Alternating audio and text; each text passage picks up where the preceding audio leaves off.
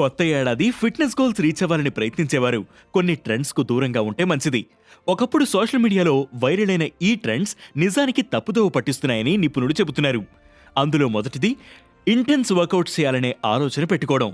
వ్యాయామం అంటే ఒళ్లంతా చెమటలు కక్కాలి, లేదంటే అసలుది ఎక్సర్సైజే కాదు, దానికన్నా మానేయడం బెటర్ అనే ట్రెండ్ ఒకప్పుడు ఉండేది.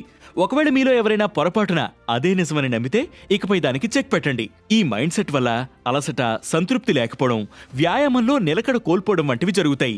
వాకింగ్, లైట్ ట్రైనింగ్ మొదలైనవి కూడా విలువైనవే. అలాగే వెయిట్ లాస్ అవ్వాలంటే పూర్తిగా క్యాలరీలు కట్ చేసుకోవాలనే ట్రెండ్కు ఈ ఏడాది స్వస్తి పలకండి.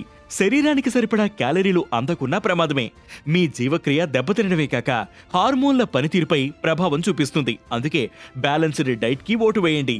రోజురోజుకు స్ట్రెంగ్త్ పెంచుకునేందుకు ప్రయత్నించడం మంచిదే, కానీ అది క్రమంగా పెంచుకోవాలి. అంతేకాని ఓవరాల్ గా ట్రైనింగ్ చేస్తూ అలసిపోకూడదు. శరీరానికి రికవర్ అయ్యేందుకు తగిన టైం కూడా ఇవ్వాలి. అప్పుడే మీ వర్కౌట్స్ కు తగిన ఫలితం ఉంటుంది. సో రెస్ట్ అండ్ రికవరీ కూడా ముఖ్యమే.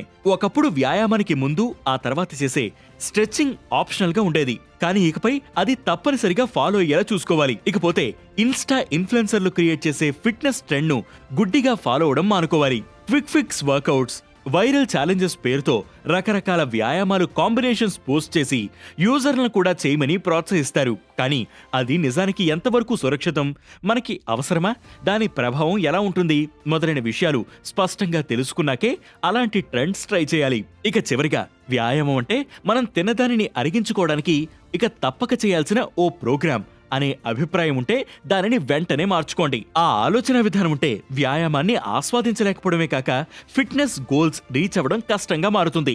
వ్యాయామాన్ని పనిష్మెంట్లా చూడొద్దంటారు